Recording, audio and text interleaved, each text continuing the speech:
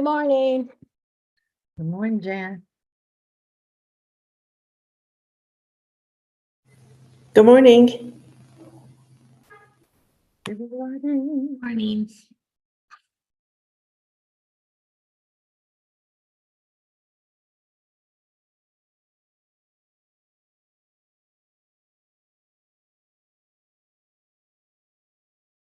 As chair of the commission, I call this meeting of the Michigan Independent Citizens Redistricting Commission to order at 10 a.m. This Zoom webinar is live streamed on YouTube on the Michigan Independent Citizens Redistricting Commission YouTube channel. For anyone in the public watching who would prefer to watch via a different platform than they are currently using, please visit our social media at Redistricting MI. Our live stream today includes closed captioning. Closed captioning, ASL interpretation, Spanish, Arabic, and Bengali translation services will be provided for effective participation in this meeting. Email us at redistricting@michigan.gov for additional viewing options or details on accessing language translation services for this meeting. People with disabilities needing other specific accommodations should also contact redistricting@michigan.gov. This meeting is being recorded and will be available at www.michigan.gov/MICRC for viewing at a later date. This meeting is also being transcribed, and those closed caption transcripts will be made available and posted on the michigan.gov/MICRC website, along with written public comment submissions. There is also a public comment portal that may be accessed by visiting michigan.gov/MICRC. Members of the media who may have questions before, during, or after this meeting should direct those questions to Edward Woods III, Executive Director for the Commission, at woodse3@michigan.gov or 517-331-6309. For the public watching and the public record, I will turn to Department of State staff to take note of the commissioners present. Good morning, commissioners, and happy spring 2024. Please say present when I call your name. If you are attending the meeting remotely, please announce during roll call that you're attending the meeting remotely. Unless your absence is due to military, announce your physical location by stating the county, city, township, or village and the state from which you're attending the meeting remotely. I'll begin roll call alphabetically with Commissioner Andrade. Present from Imlay Township, Michigan. Commissioner Callahan. Present, attending remotely from Mexico. Commissioner Curry. Present, attending remotely from Detroit, Michigan. Commissioner Ede. Good morning and happy spring. Present, remotely attending from Detroit, Michigan. Commissioner Kellum. Good morning, attending remotely from Detroit, Michigan. Commissioner Lang. Present, attending remotely from Reed City, Michigan. Commissioner Lett. Present, attending remotely from Lee County, Florida.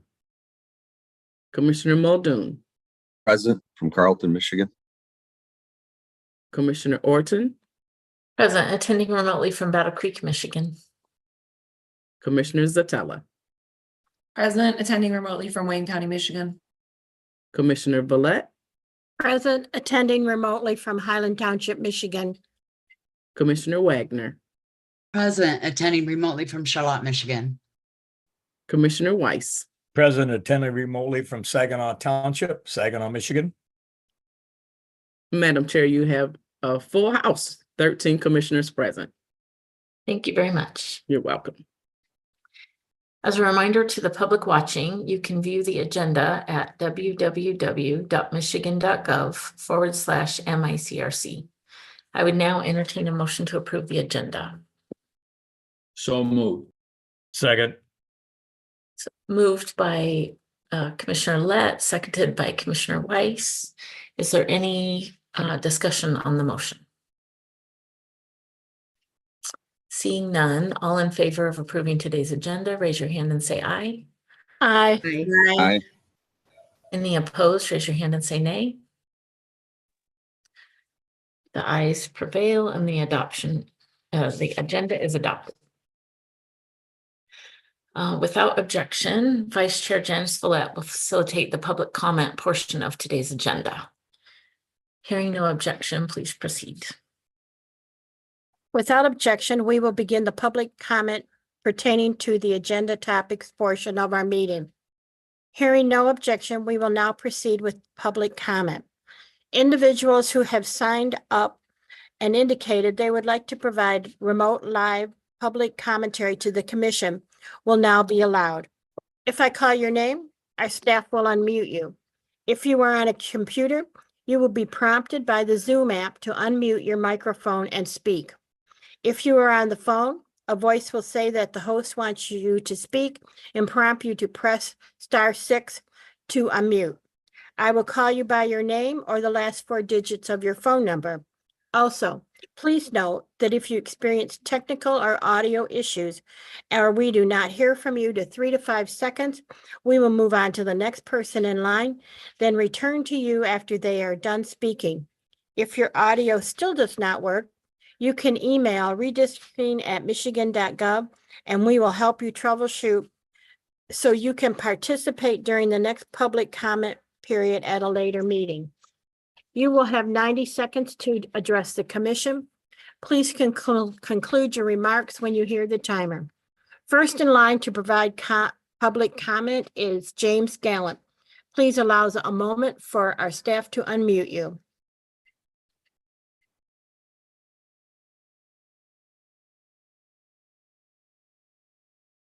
Can you hear me now? Yes, we can. All righty, thank you very much. This is James Gallant, Marquette County Suicide Prevention Coalition. These are my opinions.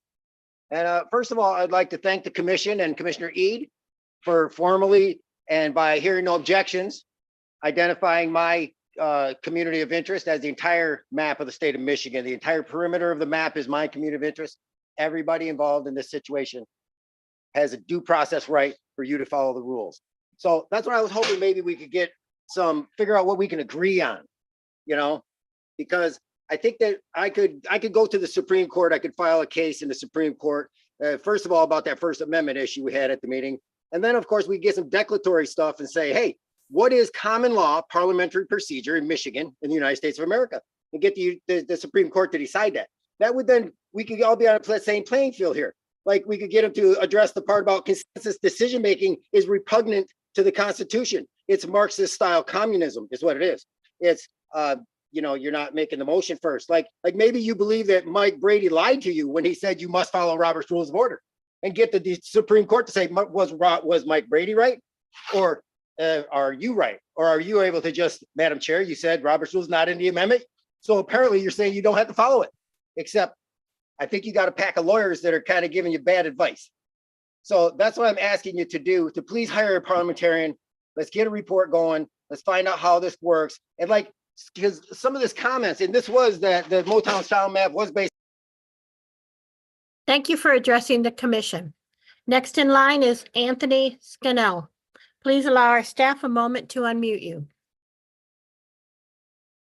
Thank you, Commission. Happy spring 24. Yeah, I agree with that. I'll go to agenda item 6A, new business, proposed schedule to draft the Senate remedial plan. It looks like 8 days of mapping. I think you can do it in 8 days, no problem. Yep. Last date on there, August 30th, still says House districting plan. So if you want to fix that draft. Okay, agenda item 5B, unfinished business. Rules of procedure. What's the revision in the rules of procedure? Could you tell us? But I have a recommendation for a revision. Section 9.1, abstention from voting. You have to do conflict of interest or lack of information. I don't agree with that. I think you should be able to abstain because you just don't want to vote. You don't have an opinion. You should change your rules. That'll go to agenda item 6G. Chairperson, I support Commissioner Callahan for that. I think that they're the most agenda-driven person that I've seen so far on this whole commission. Agenda item 9, legal liaison report. I actually really agree with, I read the response to the whole plaintiff objection to the special master thing. And I agree with what you guys said about the incumbency protection. I don't think you did that at all. So good job there. But in the conclusion to that, you wrote the court should reject the plaintiff's request and declare that the Secretary of State may implement the plan. So why are you even still doing the Supreme Court appeal? Doesn't that make that a moot point if you want to implement the plan? It would sure help us on 5D agenda item, the budget. Thank you for addressing the commission. That concludes our public comment. Please feel free to email public comments to the commission at redistricting@michigan.gov. We appreciate everyone who offers public comment in whatever way you choose and invite you to keep sharing your thoughts.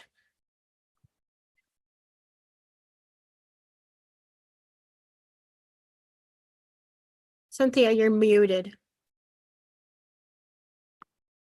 Thank you very much. So I said, thank you very much.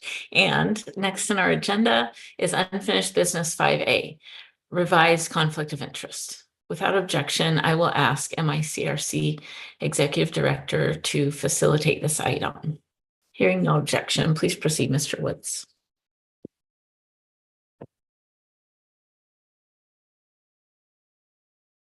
Thank you. As a part of our process last month, when we reviewed the conflict of interest, we provided you the changes.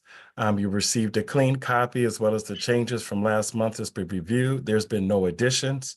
So we're just looking for a motion to accept the changes as presented and move forward. And since we had a comment asking what those changes were, those changes are posted on our website. Is that correct? That is correct. Okay, just wanted to clarify. Thank you. I would move we accept the changes as presented. Second. Okay, so moved by Commissioner Lett, and I saw Juanita Curry second at first. Any discussion on that motion? Since we've already discussed it, I don't see any. So all in favor of accepting those changes, raise your hand and say aye. Aye. Aye. Any opposed, raise your hand and say nay. Nay.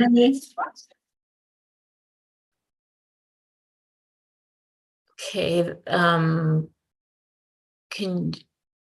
I guess we'll need to do a roll call vote because I can't see people and count how many are saying nay if the picture is not showing. Yes, ma'am.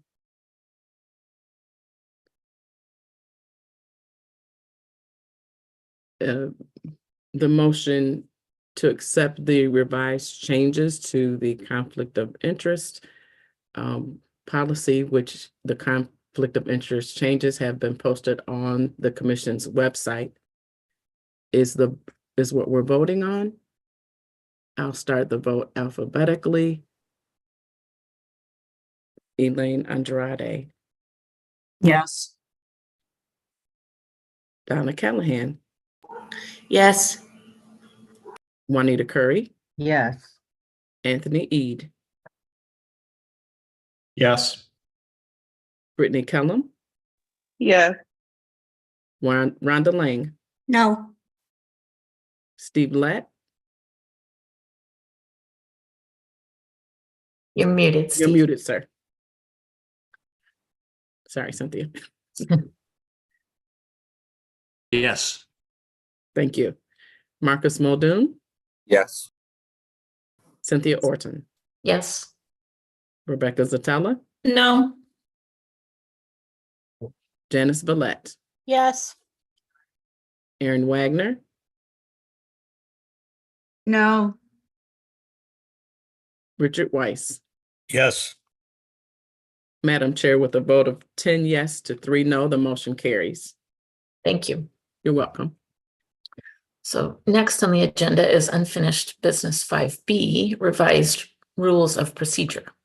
Without objection, I will again ask Executive Director Woods to facilitate this item. Hearing no objection, please proceed, Mr. Woods.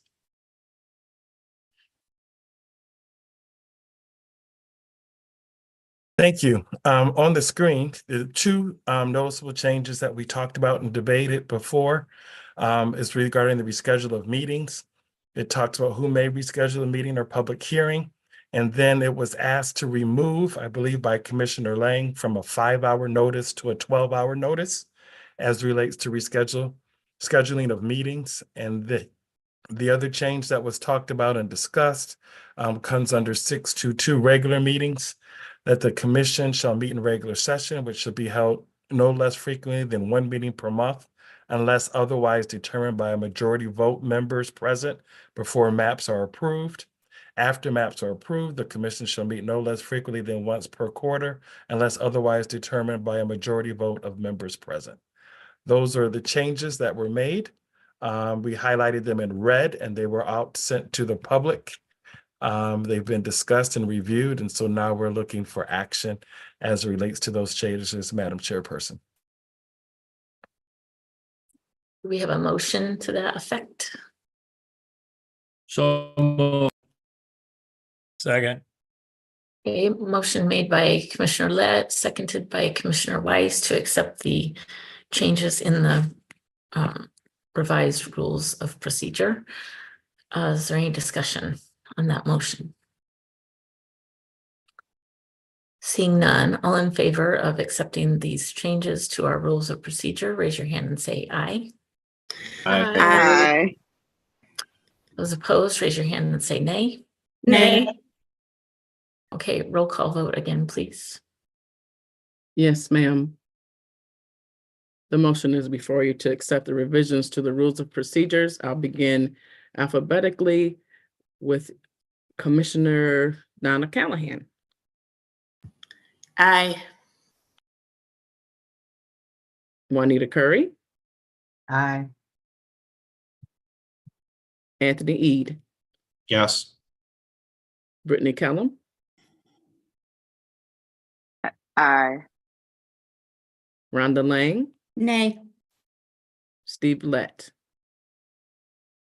You're muted, sir. Aye. Marcus Muldoon, Yes. Cynthia Orton, Yes. Rebecca Zatella, No. Janice Villette, Yes. Aaron Wagner, No. Richard Weiss. Yes. And back to the top, Elaine Andrade. Yes. Madam Chair, with a vote of 10-3, 10 yes, 3 no, the motion carries. Thank you. You're welcome. Okay, we'll move on to unfinished business 5C. Privilege discussion, recording of December 28th, 2023. Without objection, I will ask MICRC local counsel Nate Fink to facilitate this item.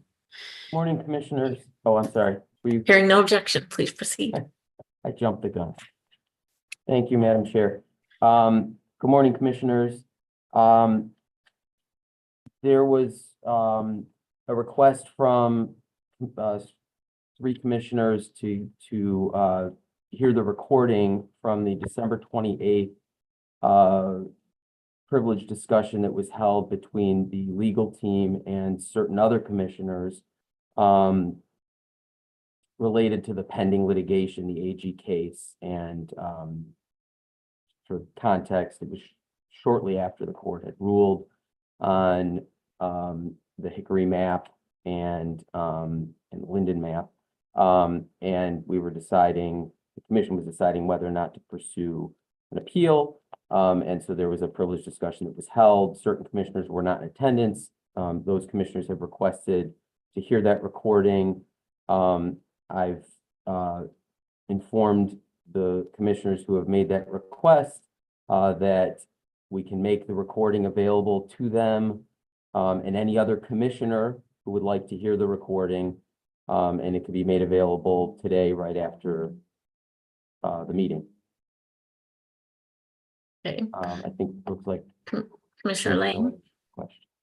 2 quick points. I was never informed of that. And my second point is, I believe this was Commissioner Zatella's agenda topic, so I think she should be the one facilitating because I'm sure she had a specific purpose. So if we could let her, that would be great. Thank you. If Commissioner I don't has a, it looks like her hand is up, so. Commissioner Zatella? Yeah, thank you, Commissioner Lang. So Mr. Fink, you're saying at this point, we are going to be allowed to listen to that? Yes. Tape? Yep, yeah, so assuming that you and anybody else who would like to hear it is available right after the meeting today. It can be, I think we can, I don't know exactly how the logistics would work. I think Edward can set up another Zoom and we can just play it that way for any commissioner who wants to hear it. Okay, well then I don't think we need to take any action at this point. Reserving the right to bring this back up in the future if for some reason that playback does not happen. Okay. Thank you. Okay. So we will move on to agenda item unfinished business 5D, fiscal year 24 budget supplemental. Without objection, I will ask Executive Director Woods to facilitate this item. Hearing no objection, please proceed, Mr. Woods.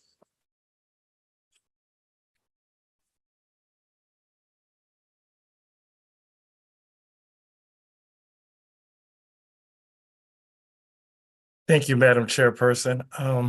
As you know, our fiscal year 24 supplemental budget has been submitted. There's been a reach out to Senator Anthony, Representative Whitwer, and State Budget Director Jennifer Flood. 55% of the fiscal year 24 budget was spent through the 4 months, and we hope to have a resolution sometime in May 2024. So I just want to kind of give you an update of what's going on. You've already gotten the email with regards to the information, but just sharing that we're doing that in terms of the concern. Obviously, we have bills for February and occurring bills in March. And so trying to get that resolved. As you know, there are 2 representatives short in the Michigan House of Representatives, and that should hopefully be resolved in April. And so hopefully we could have a resolution in May, but just kind of wanted you to have an update as to what's going on with regards to our funding request. If there are any questions, I can take them at this time.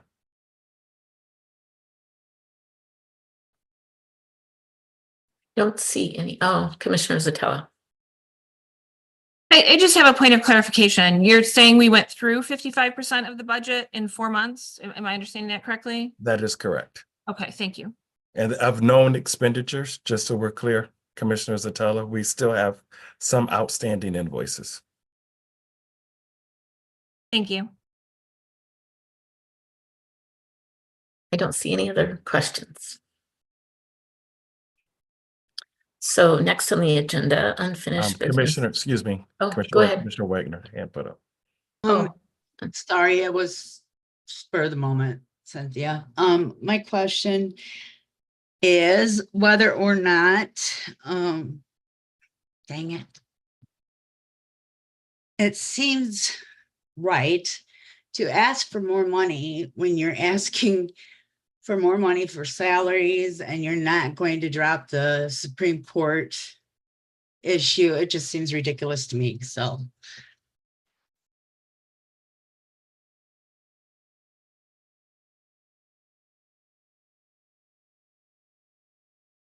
I think Commissioner Wagner, your hand went back up. Do you have another question that you want me to? No, just trigger finger.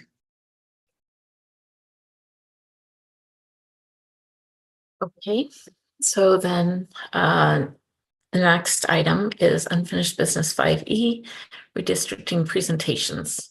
And without objection, I will again ask Director Woods to facilitate this item. Hearing no objection, please proceed. Thank you. As you know, we are hired McConnell Communications with regards to identifying 70 presentations.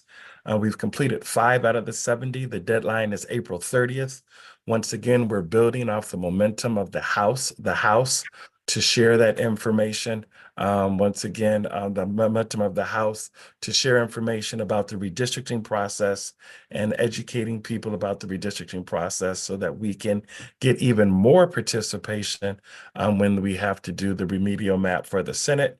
We've created a PowerPoint presentation for commissioners to present. We're developing a redistricting 301 document in Arabic, Bengali, English, and Spanish that talks about the court case and why we're soliciting public input with regards to the mapping process. We're recruiting statewide organizations to assist in scheduling presentations. I've met with Access. I met with Voters Not Politicians. We're meeting with church groups, organizations, anyone that can help us that have statewide organizations, particularly that have members in Southeast Michigan, the Metro Detroit area, Wayne, Oakland, and Macomb counties, to ensure that we do a great job of educating our citizens with regards to the redistricting process, with regards to the court order, and how they can show up and speak up in raising their voice as it relates to redistricting. So just kind of wanted to give you an update as to where we are. I want to thank the commissioners who have signed up and are willing to do presentations either in person or virtual. It's been a great help, and we have more scheduled on the way and look forward to letting you know how we're getting closer to our goal next month. If there's any questions with regards to that, I can take them at this time.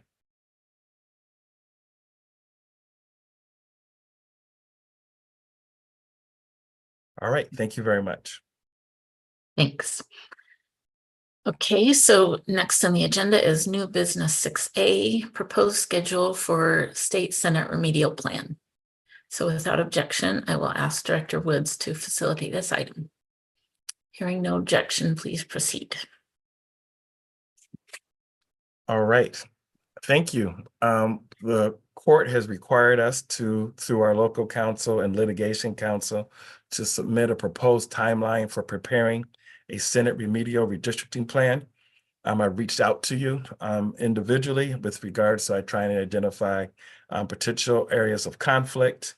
The feedback that was received, I should say, the feedback that was received is trying to not have a compressed schedule like we did for the Michigan House of Representatives because of the primary in August. And so what you're seeing here is basically a schedule that is utilizing Thursdays to draw maps and to do our outreach, our virtual town halls, even our public hearings on Thursdays with regards to dedicating that until the process is done.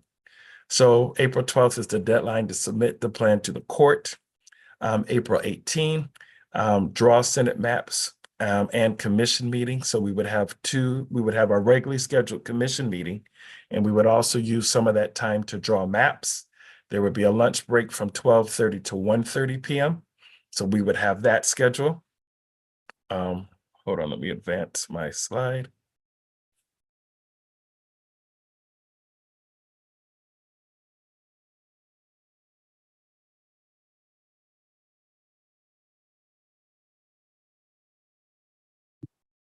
Right. On May 2, draw Senate maps, 10 a.m. to 3 p.m., lunch from 12:30 to 1:30 p.m. May 9 and 10, we would have a hybrid meeting, but it would be in person and hybrid. That's on a Thursday and a Friday, Thursday, May 9, going from 10 to 3, lunch from 12:30 to 1:30, and then going from 4 to 7. And then on Friday, meeting at a location at 10 a.m. to 1 p.m. We would identify locations and bring those to you. Our plan is at the NAICS Commission meeting on April 18th in terms of proposed locations. May 16th, draw Senate maps and commission meeting. May 23rd is the Memorial Day weekend holiday, so we would skip that particular Thursday. And then on May 30th, we would draw maps, Senate maps from 4 to 7 p.m. Once again, 4 to 7 p.m. And so just mixing it up so we can respect people's schedules and provide opportunity for input. You're looking at June 6 and 7. We would draw Senate maps in person. Once again, this would be a hybrid meeting in person. So those commissioners who are unable to come in person, obviously, will be able to participate virtually, 10 to 3 p.m. and then lunch from 12:30 to 1 p.m. and then 4 to 7 p.m. on June 6th, which is a Thursday. And then on that Friday, we would meet from 10 to 2. June 11, draft proposed maps would be due to the U.S. District Court. And then on June 20th, we would hold a virtual public hearing and commission meeting from 10 to 1 and 5 to 7:30 p.m. So we're taking advantage of the lessons learned from the House remedial phase and trying to utilize that for the Senate remedial phase. So just trying to share that with you as well. Then on July 16th, 17th, and 18th, we would host a public hearing in Metro Detroit from 10 to 3, lunch 12:30 to 1:30, then 4 to 7. We would do that on a Tuesday, Wednesday, and Thursday. And because the Senate maps are encompassing more population, we would move things around. And so we would not be in the same location. So I just want to share that with you.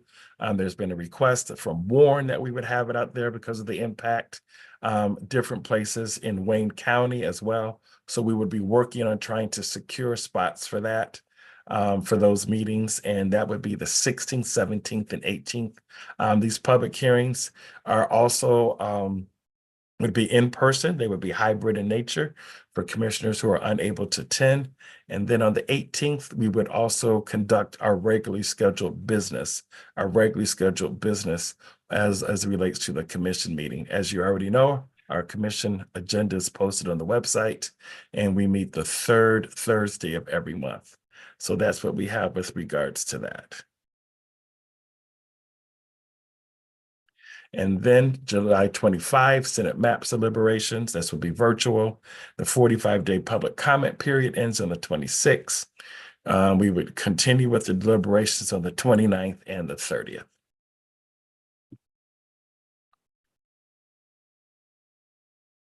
If there's any questions, I can take them at this time. Commissioner Lang? Not a question, just pretty much a comment. I still think that doing a public hearing on a Saturday would be more beneficial to the public and make it easier for more people to attend. I've brought this up before, but that's just my opinion. I really think that one of the public hearing dates should be a Saturday. But that's just an opinion. Thanks.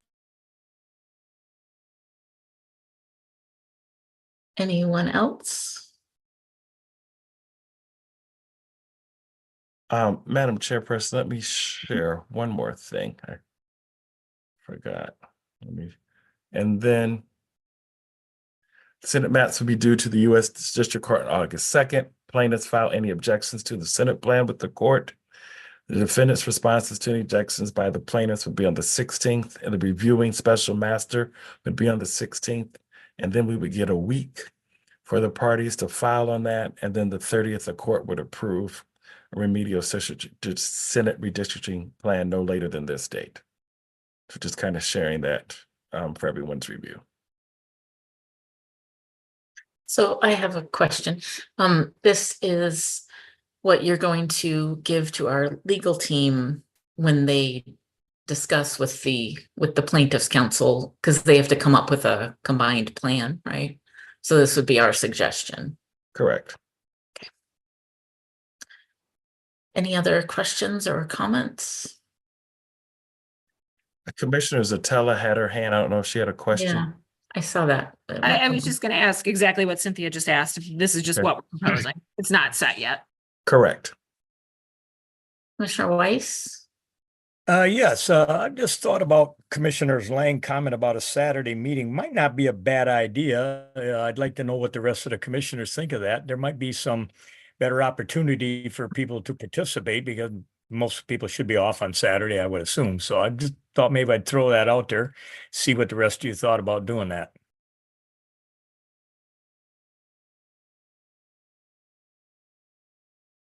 While people think about it, Mr. Fink. Well, I think I put my hand up and then you all had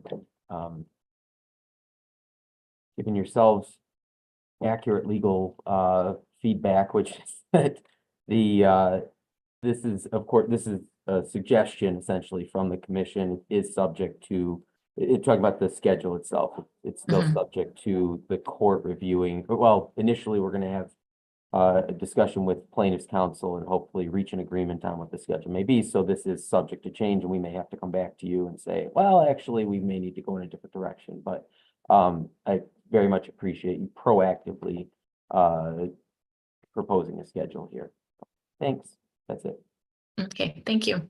Commissioner Lett. Yeah, on the, excuse me, on the Saturday meetings, I don't have a problem with doing that. However, we have a lot of people who work for us. And I guess I would want to hear from, before we decide on a Saturday meeting hearing at some time in the future, not necessarily today, what that would entail about getting everybody together on a Saturday. Good point. I'm sure Director Woods will contact whoever needs to be contacted and find out if that's feasible. All right. Okay. Then next on the agenda, new business 6B, commission salary review. Without objection, I will ask Director Woods to facilitate this item. Hearing no objection, please proceed, Mr. Woods.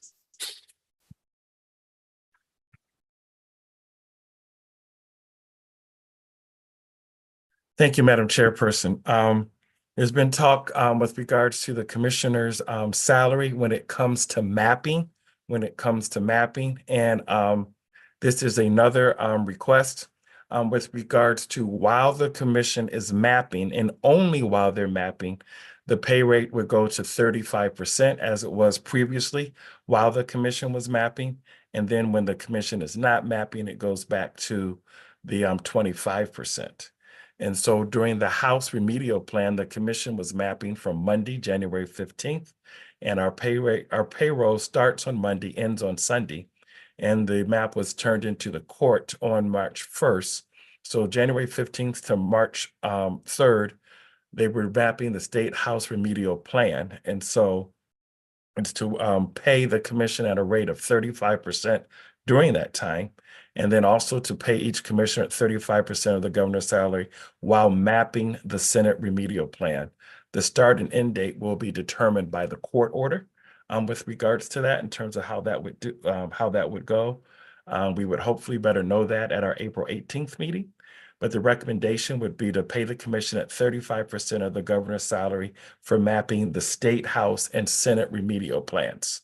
Currently, as each commissioner knows, you're only getting paid 25% of the salary at this point right now. If there's any questions, I can take them at this time.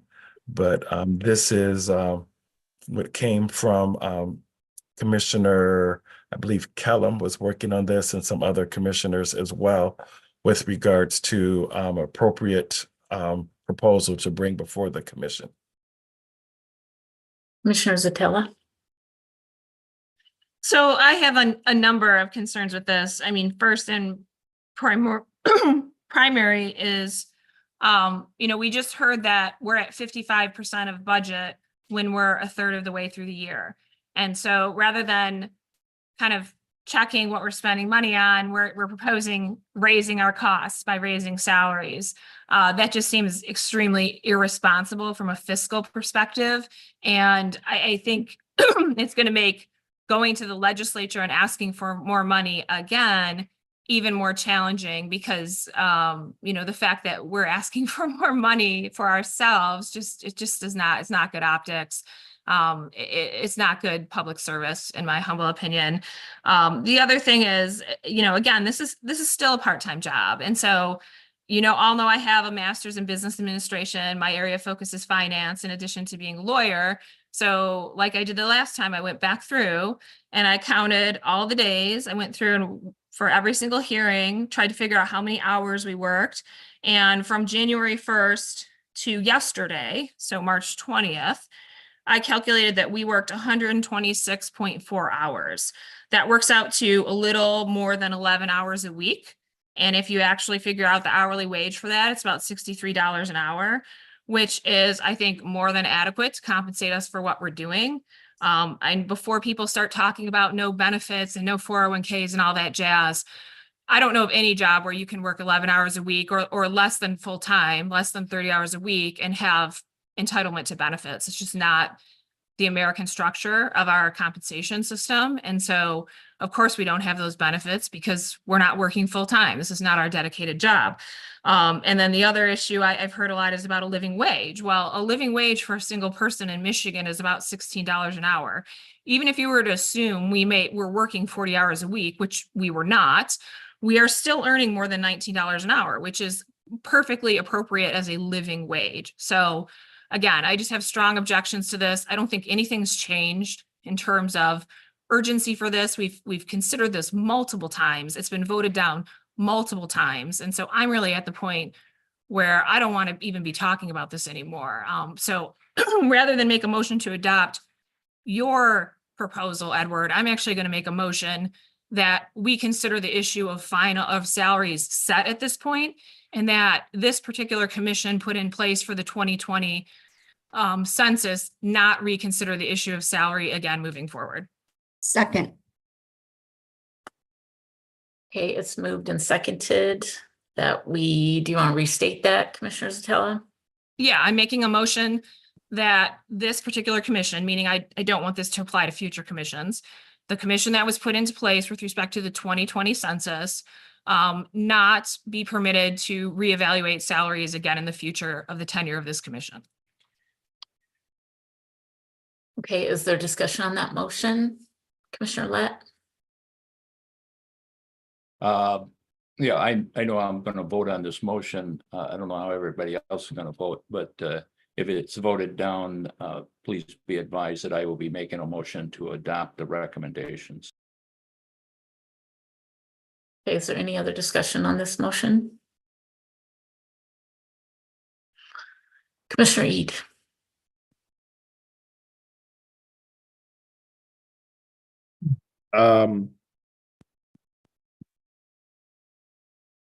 I'll yield. Okay. Any other discussion?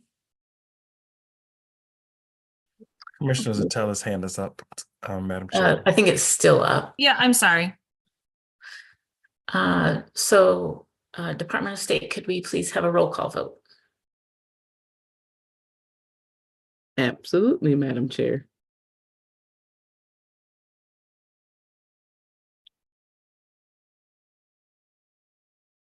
The motion before you is that this current commission not be permitted to reevaluate salaries again under this present commission. Is that right, Commissioner Zatella? Is there? Yes. Okay, thank you.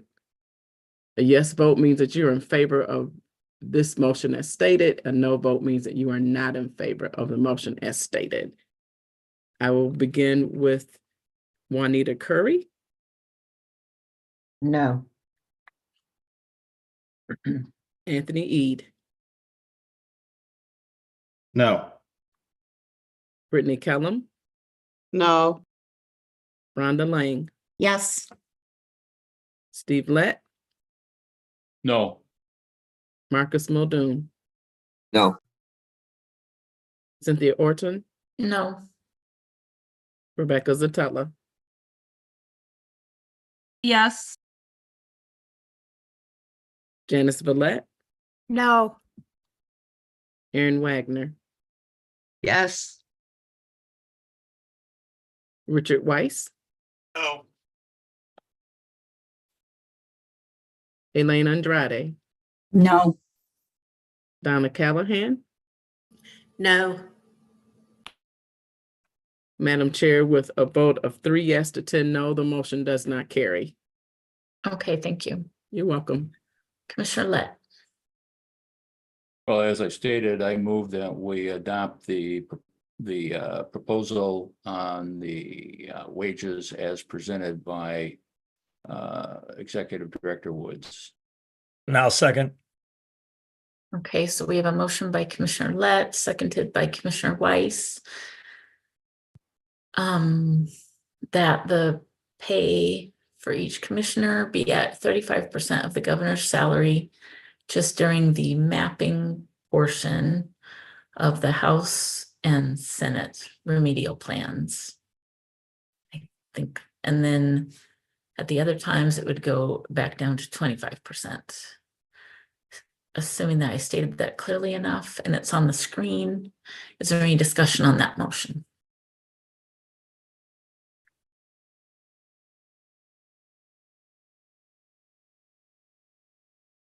Seeing no discussion, can we have a roll call vote, please?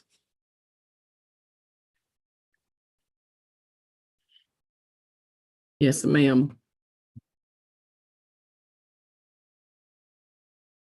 The motion before you is that the commissioner pay be increased to 35% while mapping the state house and Senate remedial plans only.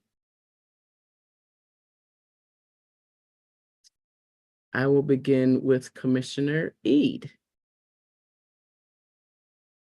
Yes. Commissioner Kellum, Yes. Commissioner Lang, No.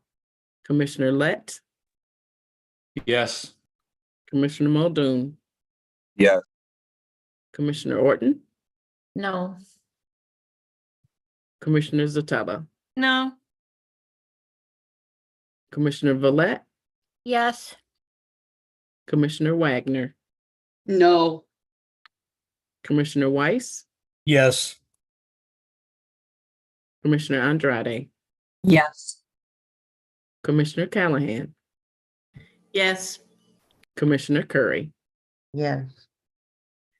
Madam Chair, with a vote of 9-4, the motion carries. Thank you. You're welcome. Commissioner Lane. Yes, to Executive Director Woods, when you approach our payroll processor, please tell them to not include me in that 35%. The Constitution states that we will get at least 25%. It does not state that the commission can determine that I'm going to get 35%. So please keep my salary at 25%. Thank you.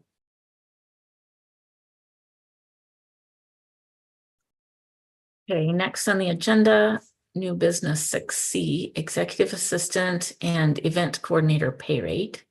Without objection, I will ask Executive Director Woods to facilitate this item. Hearing no Yes. objection, please proceed. Oh, sorry about that. Jumped the gun. Commissioner Lang, happy to do that. Please provide that in writing. If any other commissioner wants to do the same, if you provide that in writing, we will make sure that that gets facilitated. Thank you so much. Moving along. Okay, that's good. And now let me share my screen. All right. The commissioner hired Kristen Taylor at a rate of $35 per hour to assist with the events for the public hearings in 2021. As you know, when we were starting to ramp up our mapping process and events, she agreed to a rate of $30. And so when we went to ask her to serve part-time, she went back and looked and she realized in 2021, she was getting paid $35 an hour. And so she is asking to be paid back at that same rate now, retroactive to her hire date as the event coordinator and administrative assistant. I support this recommendation and ask that the commission allow her rate to be at 35 per hour retroactive to her hire date as part-time, as I should say, our hire date as our part-time event coordinator administrative assistant. If there's any questions, I can take them at this time. Commissioner Lett? Yeah, I know Ms. Taylor does a good job for us and has in the past and continues to do so. So I would move that we raise her rate to $35 an hour. I second. Okay, motioned by Commissioner Lett, seconded by Commissioner Weiss to raise Kristen Taylor's pay rate to $35 an hour, retroactive to when she was hired as part-time. So is there any discussion on that motion? Seeing none, can we have a roll call vote for that, please? Absolutely, Madam Chair. The motion is before the commission. A yes vote means that you're in favor of the pay increase to $35 for Kristen Taylor. A no vote means that you are not in favor. I will begin with Commissioner Kellum. Yes. Commissioner Lang, No. Commissioner Lett, Yes. Commissioner Muldoon, Yes. Commissioner Orton, Yes. Commissioner Zatella, No. Commissioner Villette, Yes. Commissioner Wagner, No. Commissioner Weiss, Yes. Commissioner Andrade, Yes. Commissioner Callahan, Yes. Commissioner Curry, Yes. Commissioner Ede, Yes. Madam Chair, with a vote of 10 yes to 3 no, the motion carries. Thank you. You're welcome. Is that all for that item, Director Woods? Yes, thank you. Okay. So next on the agenda, new business 6D, public relations request for quote. And without objection, I will ask Mr. Woods to facilitate. Hearing no objection, please proceed. Yes, we want to go out for bid for public relations. As you know, last time we went out for bid for $49,999, and the commission bifurcated it based upon its needs and awarded, split the money between 98 Ford and Bacano Communications. Now we need to go out as relates to the state senate. We have some more time. We've provided you with the proposal. So we want to go out and give people an opportunity to bid. We hope to get even more bids since we don't have a compressed timeline. This is a request for a proposal, so it's our informal bidding process where we're following our rules of procedure as it relates to $49,999.99 with regards to this request for quote. So want to go out for bid. You have the bid in front of you. It's posted in our meeting materials. And so seeking the commission to do that, we already budgeted for that when we approved the revised budget as well. And just want to go ahead and move forward with the timeline. If there's any questions with regards to this request for quote, I can take them at this time. Any questions?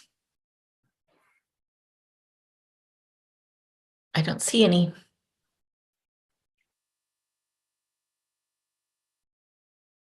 All right, we just need a vote to move forward.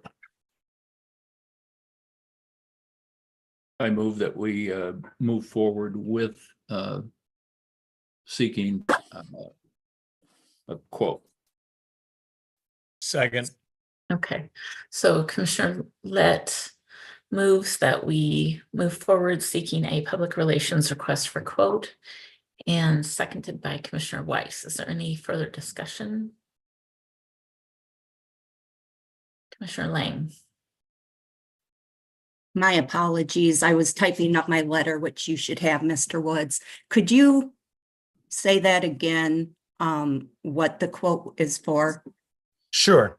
It's basically, Commissioner Lang, the same quote we used for the Michigan House of Representatives remedial plan, where we had 7 districts. As everyone knows, we had to reconfigure.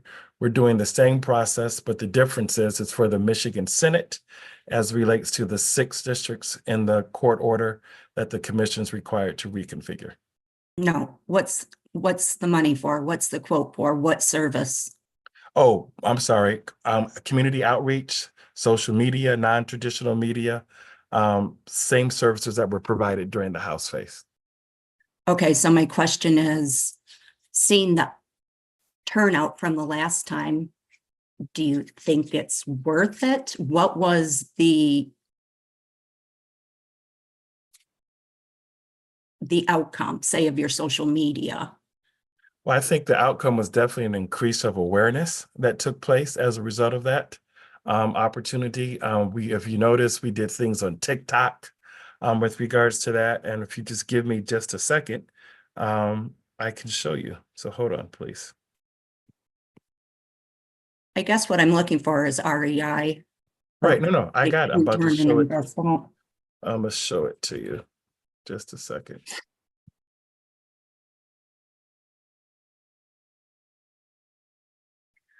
I would just say if anyone has any other ideas of how we can get the word out, I think we know we need to get the word out. We can't just not do anything. So if there are other suggestions, I'm sure we could try other things as well.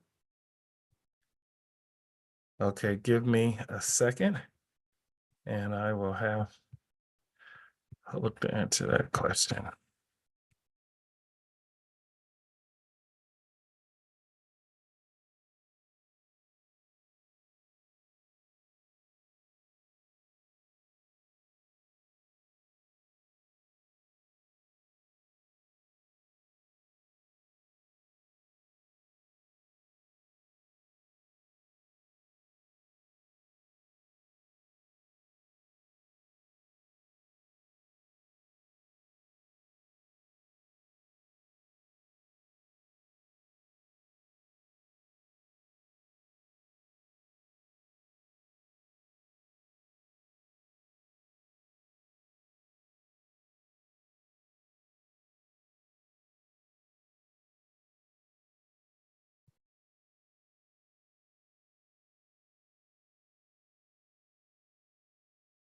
Here's target list of highly propensity voters, 50,000 Detroit voters.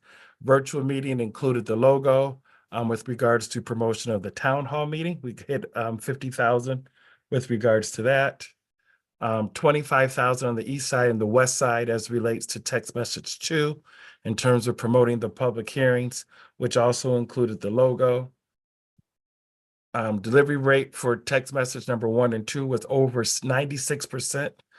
Delivery rate with over 1,200 comments per each message with regards to whether I may try to make the 6 to 8 p.m. at Second Ebenezer, will do.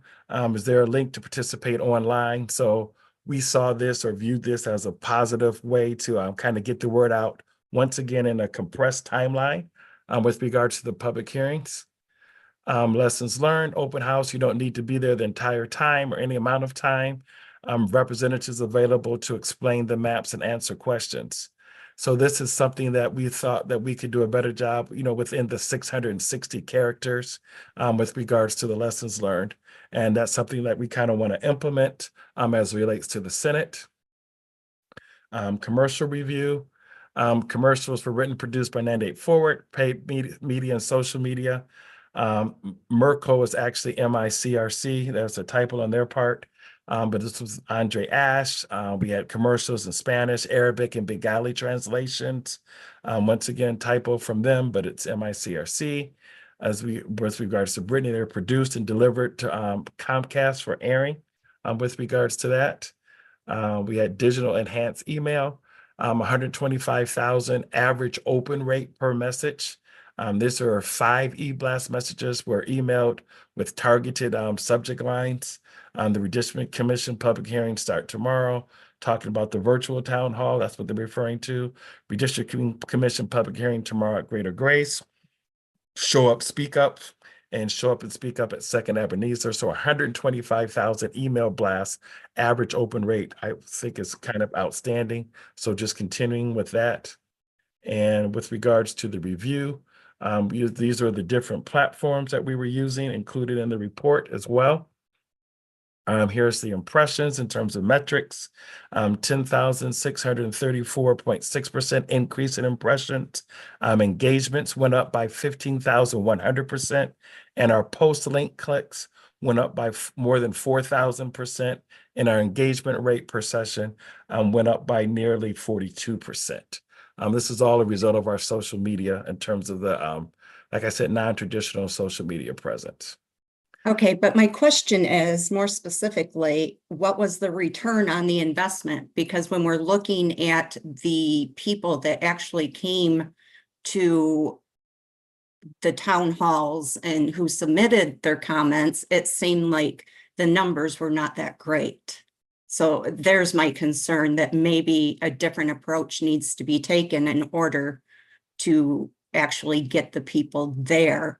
I mean, likes and impressions mean nothing to me if there's not actions. Okay, well, I think now Commissioner Lang, with the increase in time, we can make sure that we get the plan that's submitted that will directly increase as relates to attendance and make that a metric with regards to that. But unfortunately, with the social media and non-traditional media metrics, it's kind of hard how to measure that with regards to attendance. So we will try to set some increase in goals as it relates to that. Commissioner Teller? So have we given any thought to sort of changing our messaging from just the simple show up, speak up? Because one of the comments I heard repeatedly during the last round of hearings was there's a lack of trust. People got up and said, I came and spoke to you before, you didn't listen. The one guy very specifically said, you didn't listen to me before, so why should I believe you're going to listen to me now? And I think that's like the 800-pound elephant in the room that we aren't addressing. We had extensive outreach before. We had great response to that outreach. But the perception is we didn't listen. So how are we trying to get over that hump in advertising again?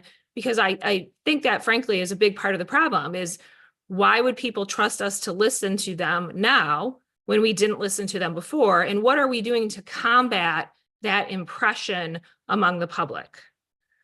I think you bring up a good point, Commissioner Teller. Actually, I think the commission actually did listen.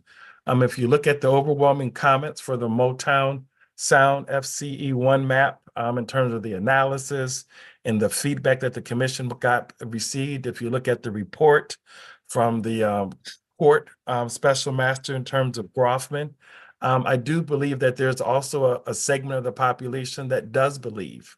But like you said earlier, there's some that have some trust, and obviously we would like to see more people. So we will work on that front because there's always room for improvement.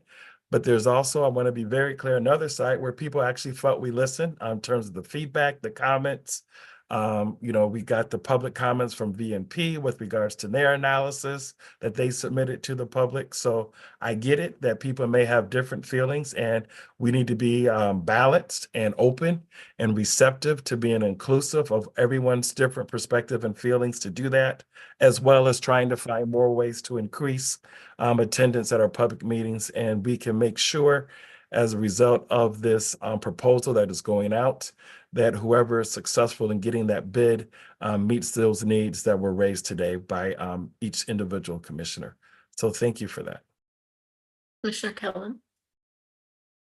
Hi, everybody. I was just thinking, so I think we keep our efforts regarding social media, but in terms of trust, that's a more internalized community. It's not so much messaging. It has everything to do like a mixture of things. Our behavior as a commission, first of all, how do we relate to each other? When we think about basic tenets of trust, a lot of people watch how we listen to each other and how we conduct business. So I think that's one aspect. On top of, I think what was successful with our last public hearing tour, whatever we want to call it, was we had an increased engagement with the public. Commissioners that have not previously been as vocal were sitting with Detroit citizens, we're mingling with Detroit citizens. So I think if we can do that as much as possible, on top of have culturally or community relevant approaches for communication, going to schools, going to gymnasiums, going to rec centers to compensate for digital divides, schedules, all of those things. As much as if we increase our level of engagement as commissioners and the marketing approach to actually be in communities, then that's how people will trust us. More than that, that's how we'll have more opportunities to educate them on the process. The more we do that, the better the turnout will be. Thank you. Commissioner Eid. Yeah, I just want to echo what Commissioner Kellum just said. I think it makes a lot of sense. In addition to the social media, which I do think is pretty valuable, I think I'm the only commissioner here that uses social media to any extent. And it was pretty noticeable to me when I saw the accounts, start posting stuff. And there were, people out there in the world that told me, hey, I saw you guys on Instagram or on Facebook or whatever. And those people, hopefully they come out. We need to figure out a way to increase the efforts, whatever way that may be. And social media is one aspect of it, but another aspect is all the things Commissioner Kellum just said. Going to these outreach events, building that trust in the community. And maybe we can use the Motown Sound Map as kind of a proof of concept for that. Maybe we can show, hey, this many people wanted this map and this is what the commission adopted, and go from there. Thank you. Commissioner Zatella? Yeah, I just would disagree with the assertion that anything about what happened the last 2 months was successful in terms of public outreach. I think we had very, very few people commenting specifically about Detroit. We had a lot of people commenting about Grosse Pointe and St. Clair Shores. We had a lot of people commenting about Dearborn Heights and Melvindale. And that actually made up the bulk of the discussion was those people who were commenting about areas surrounding Detroit. But we heard very little from people who were actually in Detroit and had comments and concerns about Detroit specifically. So I don't think, in my opinion, we can characterize it as a success at all. I think it was deficient. I understand certainly, Edward, you're under enormous pressure given the time to kind of generate that flow of commentary, but I just think that flow of commentary wasn't there. And yeah, I'm just not into the rah-rah, everything we did was great, because I frankly didn't hear very much from people from Detroit, which is who I consistently wanted to hear from and was not hearing from. So just my opinions, and hopefully we can do it better for the Senate map so we do get that engagement about people who are actually talking about Detroit versus people who are talking about the suburbs ringing Detroit. Thanks. Commissioner Curry? Yes, usually the people in Detroit, if they're pleased, they're not gonna complain or say that much. They usually speak out when they're not pleased with how things are going. So I don't think that to make an assumption that because we didn't hear from Detroit, that they were not pleased, or they did not like what was going on, or they didn't feel like enough was done or whatever. Usually when they don't speak out, and as a person that have lived in Detroit for 60 years, I've talked to a lot of people, talked to my family and other folks, and usually when they're pleased with things, they don't speak out. My comment. Thank you. Commissioner Eid? I just want to take a moment to thank Edward and thank the people who are actually doing the outreach and trying to the best we can. While it's not perfect, while we can hopefully take the lessons that we've learned and do better, I do think we're trying, and I think we're trying hard. So I'd like to just take a moment to thank the people doing that. And one last thing, before you guys vote, look, there's always room for improvement, opening for ideas. As you already know, we have McConnell Communications working right now to schedule presentations because of some of the concerns raised by Commissioner Zatella about the education process. So this is an ongoing effort.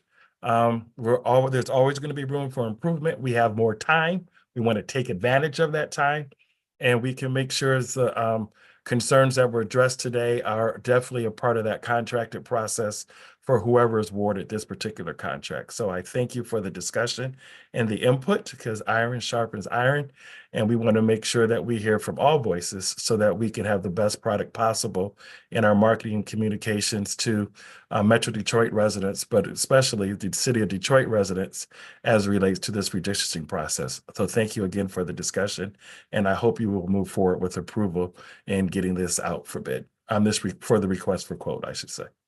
Thank you. Commissioner Eid?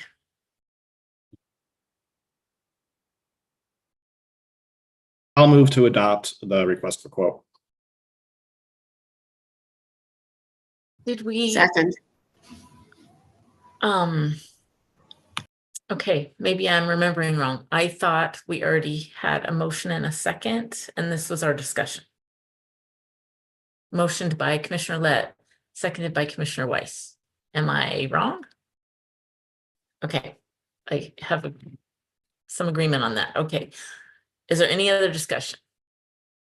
Okay, let's make sure we're on the record with MDOS. Is that what you all have? Okay.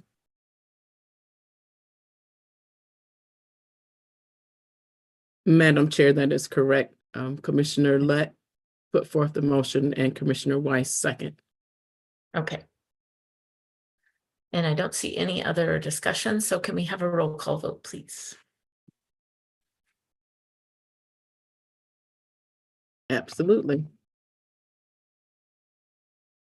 Commissioners, the motion before you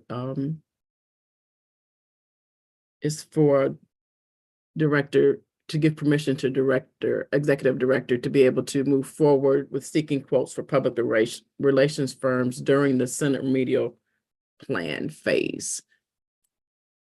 A yes vote means that you're in favor of that motion, and a no vote means that you are not in favor of that motion. I will begin with Commissioner Lang.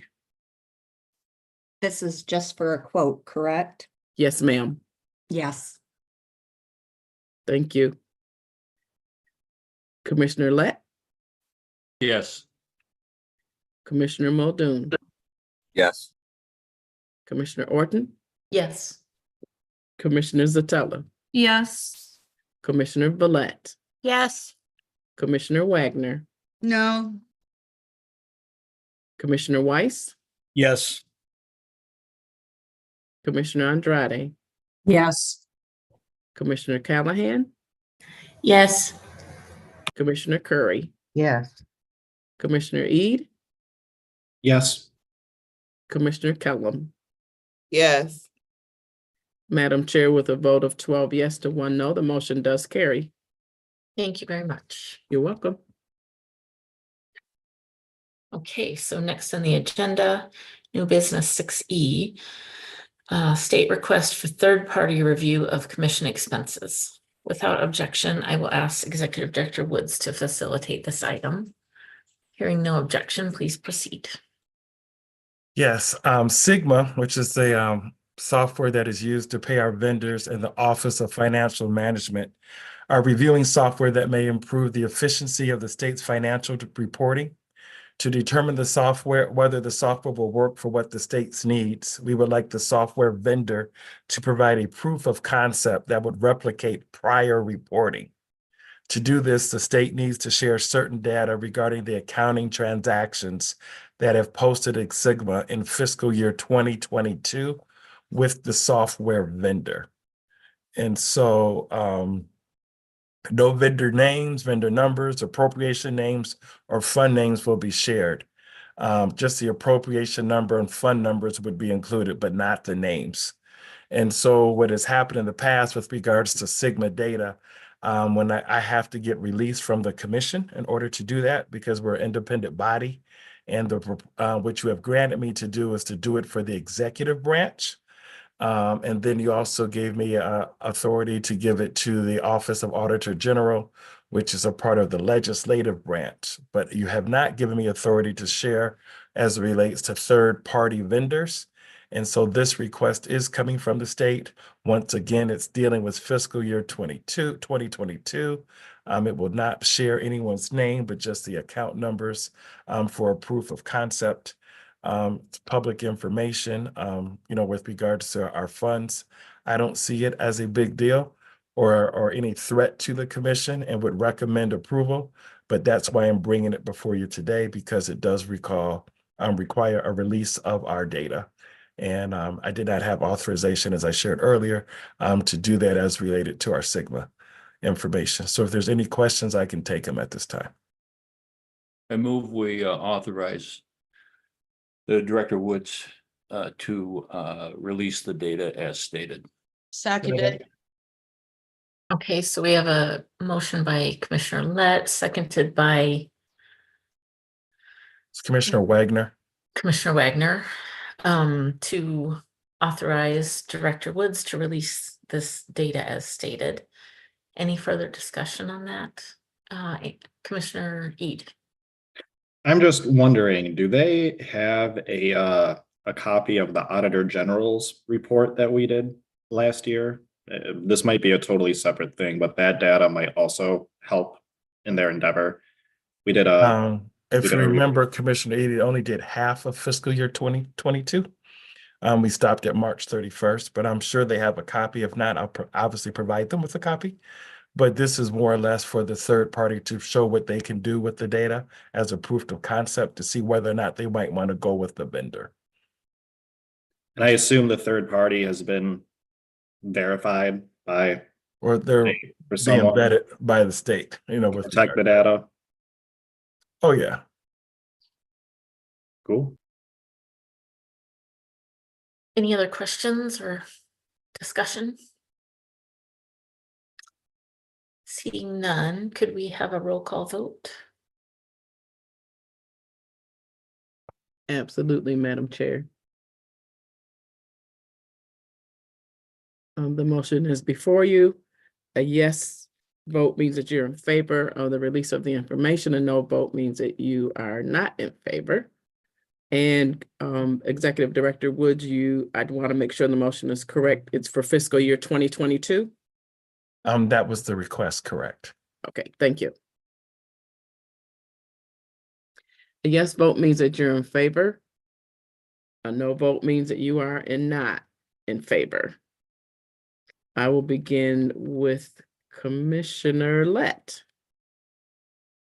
Yes. Commissioner Muldoon. Yeah. Commissioner Orton, Yes. Commissioner Zatala, Yes. Commissioner Vallette, Yes. Commissioner Wagner, Yes. Commissioner Weiss, Yes. Commissioner Andrade, Yes. Commissioner Callahan, Yes.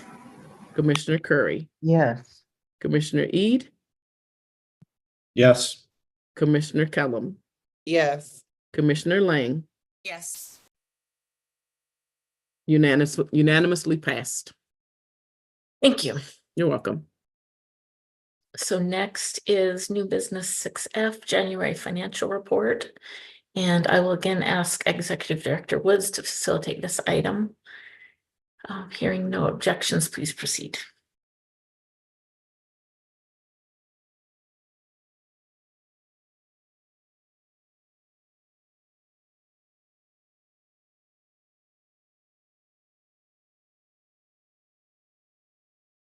Are you able to see that? I want to make sure I enlarge it as much as I could. Yeah, looks good. Okay, great. Our appropriation is $3.3 million, exactly $3,331,200. As you can see, our travel costs obviously have gone up because we've had in-person meetings and we've had court hearings. So therefore, our travel costs have gone up. Our facilities costs have gone up because, as you already know, we were planning to meet virtually once a month. But because we've had to do mapping and rent equipment, such as our AV and our streaming, our facilities, that has gone up as well. Telecommunications is higher than normal because we bought 4 new phones, 3 phones for commissioners and 1 for our new part-time person, Kristen Taylor. And so you see those costs. Technology purchases, obviously computers, in the process of getting one for Ms. Taylor as well. So you see the normal monthly cost that we would do for computers has increased because of the purchase of computers. Litigation counsel is right there in terms of our cost there. No surprise that we were going up because we're in active litigation. So we expected that. Same thing with regards to local counsel. Our legal counsel, as you know, we have switched from federal compliance consulting, and now we are using Mr. Braden with regards to that. And his legal fees are higher than what we were paying before. Our professional services is standard. This is dealing with our financial as relates to Insights 3. And office supplies is there. So if you look at how much money in terms of our total expenses that we have spent so far, and once again, I repeat, this is as of January 31st. January 31st, so it's the 4 months, is the money we have spent is $1.8 million. $1.8 million. This represents 55% I do need to be clear, as I shared earlier, when Commissioner Zatella asked a question, that we do have outstanding invoices from election data services. And we also have some as it relates to our sign interpretation that will be coming in. So I just want you to know what's not included for openness and transparency, but we're right now at 55%. I repeat, 55% as of January 31st, as it relates to the budget. If there's any questions, I can take them at this time.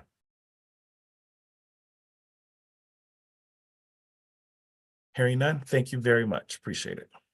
Thank you. Okay, so moving on to new business agenda items 6G and H, the election of new chair and vice chair person. So without objection, we will proceed with the election process. May I have nominations for chairperson? Commissioner Weiss. Yes, I'd like to nominate Anthony Eid for chairperson, please. Okay. And Commissioner Eid, do you accept that nomination? Sure, I'll accept. I have a question. Do we need seconds for a nomination? I haven't done this before.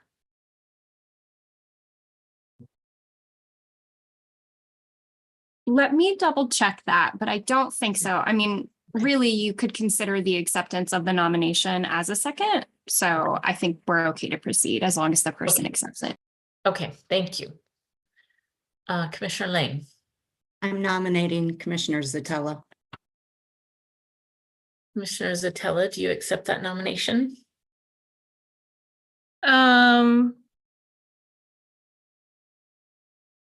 Honestly, I'd rather have someone else do it. So I'm gonna say no, but I would like to nominate Donna Callahan. Okay, Commissioner Callahan, do you accept that nomination? No. Okay, and you had your hand up. I'd like to nominate Commissioner Muldoon. Commissioner Muldoon, do you accept that nomination? No, thank you.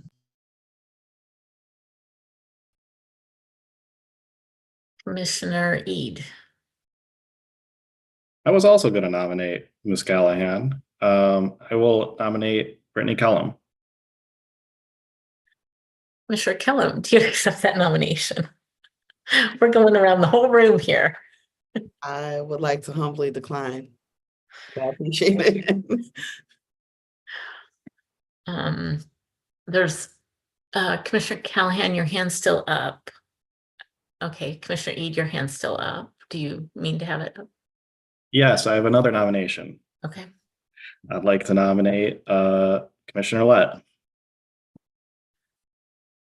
Commissioner Lett, do you accept that nomination? As I told you,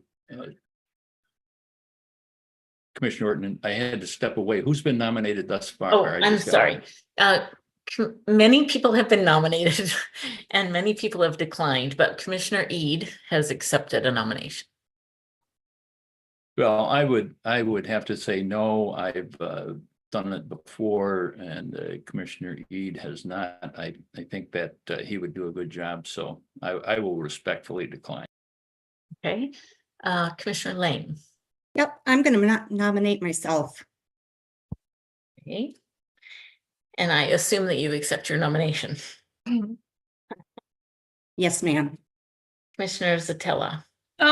Commissioner Villette, are you not interested in being chair? Because you're currently vice chair and normally you would be the next person to be chair. No, I'm not interested. I would decline. Okay. Commissioner Eid, is your hand up again? It is. Bear with me. I was also going to nominate Commissioner Villette. I'll nominate Commissioner Weiss. Commissioner Weiss, do you accept that nomination? At this point in time, I will decline, but I may consider it later. Thank you. Okay, any other nominations? So far, we have Commissioner Eid and Commissioner Lane.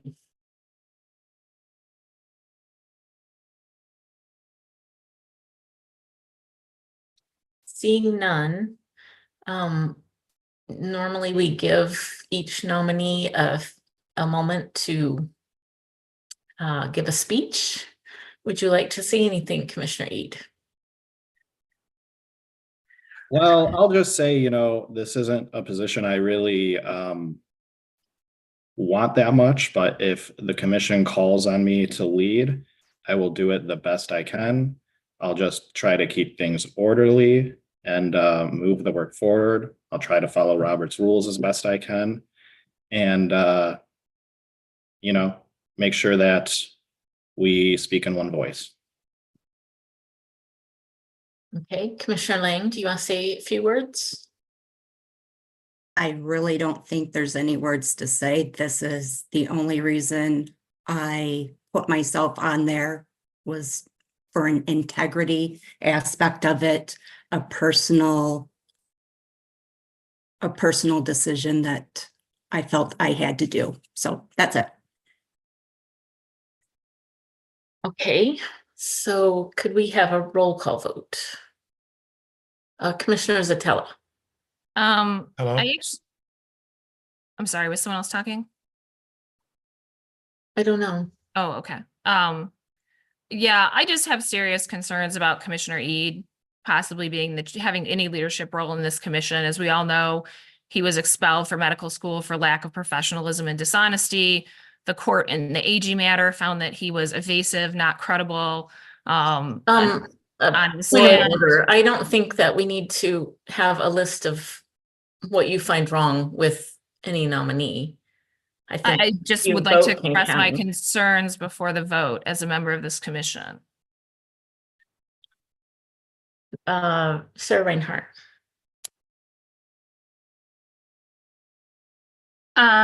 Sorry, never mind.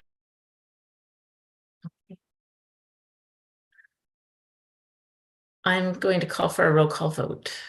So you're taking the position I do not have the right to discuss a motion currently before the commission, just to clarify for the record? You can discuss, but we don't need a list of your grievances against another commissioner. These aren't my grievances. This is his history. It's not my grievances. They're facts. It's not my opinion.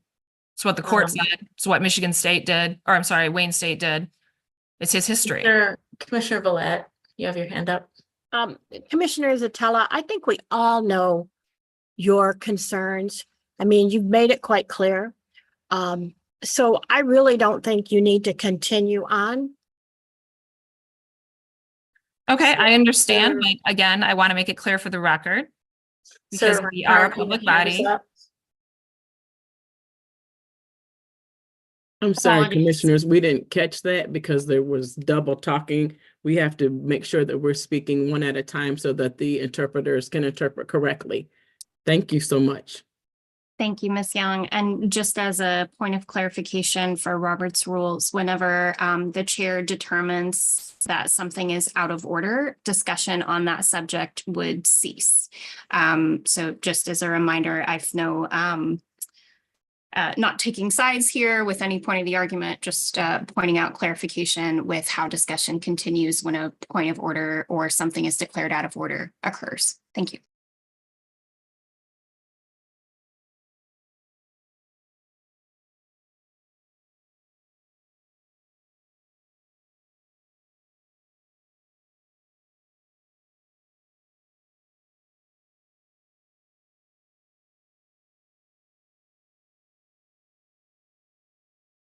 You're on mute, Madam Chair. Horton.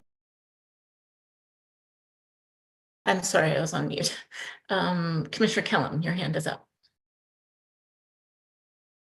I don't know if this is the right place to mention this, so if it's not, Chair / Sarah, you can definitely interrupt me. My concern from what just happened is if Anthony is voted as chair, right? And the vote still has to take place. Let's say, even if he doesn't, and this is a public meeting, how are we going to, as commissioners, protect, because all of us have histories. So, playing devil's advocate, What if individual commissioners started looking into backgrounds of all the commissioners and started, for the sake of a public meeting and being on record, airing people's business? I think what is happening, and I'm not showing favoritism, Commissioner Satilla, I would be saying the same thing. You have a career, you're a mother, other people are parents here, and there's a level of integrity and morality that keeps coming up with this Commissioner Eid issue. So it's personally, it's frightening to me that this keeps happening. Whether he's chair, vice chair, he's still a member of the commission. He wasn't voted off. And I would not want, as people that have to walk out into the world, and as fragile as some people's mental health, et cetera, is, I wouldn't want anyone to be bullied. I would not want someone to bring up your personal history as an attorney, or Elaine's personal history as anything, or Rhonda's personal history as a realtor, or my personal business as a mental health professional. This has really got to stop because it's dangerous and it's teetering on something else. I don't know that there's anything else to say. What I'm personally doing right now is standing in the gap for any commissioner that your personal life is not being brought up. If you don't want someone, as we've done anything else, you vote against it, but you don't use this opportunity to create an inappropriate platform after we just talked about communities' trust. And this is where it starts. Look at how we treat each other. So I don't have any other comment. I see Commissioner Lang and Commissioner Satilla's hands. I'm not speaking against the two of you. What I'm saying is, be wise as two women of integrity, what you're saying about another human being. Okay, so I see two more hands. I just ask that we, like Commissioner Kellum said, no personal attacks on anyone else. If you have something to say about the election, fine, as long as it's not a personal attack on somebody else. And Commissioner if I may, Sotelo. oh, I'm sorry. Go ahead. If I may, Sure. Madam Chair, Yes. just to respond to Commissioner Kellum's sort of question about how things like this are addressed. Your rules of procedure and your code of conduct, in conjunction with Robert's order, does provide some sort of instruction for how to deal with when comments are made that a commissioner perceives as out of order or lacking decorum. Your rules of procedure talk about how decorum is supposed to take place during public meetings. So if that were to occur, as we've seen in the past, other commissioners may call a point of order or ask the chair to review something as being out of order, and the decision rests with the chair as to whether or not that comment or line of discussion was out of order. I want to also note that I think this has occurred a time or two in the past as well, where while the chair has ultimate decision over whether or not something is out of order, the commission itself also has the ability to appeal the ruling of the chair. So it's a very democratic process where everyone has input on rulings that are made. So I just wanted to, note that out there. There are a lot of checks and balances for decorum and civility and rulings of things as being out of order. So I hope that's helpful. Thank you. Thank you. It is helpful, but this has come up more than once, and including with myself. If a person is continuously out of order, if a person continuously badgers a point, if a person is continuously bringing up what, I don't care if it's in the media or not, but bringing that into our meeting, then it's more than a point of order. So, and I just think it needs to be a standard across the board, because all of us could stand to be a little bit more structured with our behavior and our words at times, again, including myself. Commissioner Sotelo. So I want to point out that what I brought up about the court opinion has to do with Commissioner Ead's conduct as a commissioner in a courtroom, in a case involving the commissioner. That's not personally attacking him. It's stating a fact. Now, you may find that uncomfortable, Commissioner Kellum. You may have difficulty reconciling that with your personal opinions about Commissioner Eid and his integrity, but that is in fact what a panel of 3 federal judges found. Found he was not credible, they found he was evasive, and they specifically mentioned the Wayne State situation as further evidence of his past history of dishonesty. I think all of these come to bear on the fact that he is putting himself out there, asking to be the chair. He put himself out there to be the primary witness in the AG case. These are all choices that he made to draw attention and limelight to himself. And it is fair game to raise concerns about his behavior when he's asking to be placed into that position of power. And with respect to anybody else that you make these references frequently about wanting to bring in stuff about other people, that's not relevant to this discussion because none of those other people are running for chair. Commissioner Eid is running for chair. So let's not get distracted and try to create red herrings about discussion points. I mean, his past behavior is an area of concern for the commission. You can choose to ignore that all you want. You can have cognitive dissonance about it. You can put it in a separate place in your brain, but it doesn't make it inappropriate for me to raise it as a concern. Commissioner Eid. I'll just say 2 things. One, I didn't ask to be chair. Someone nominated me. As I said, I don't really want to be chair, but if the commission calls on me to lead, then that is what I will do. Likewise, I didn't ask to be the witness in the Aggie case. The lawyers asked me to do that, and I'll always defend the work of the commission, even when I disagree with it. Because we're one commission, we're supposed to be acting in one voice for the betterment of the commission, not for ourselves. Now, I'll certainly trust what the 13 of you think.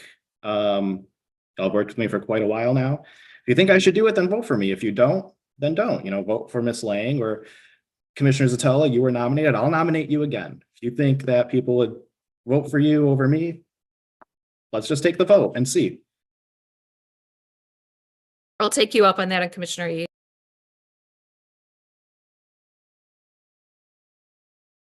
Commissioner Lett. Nations be closed and we take a vote.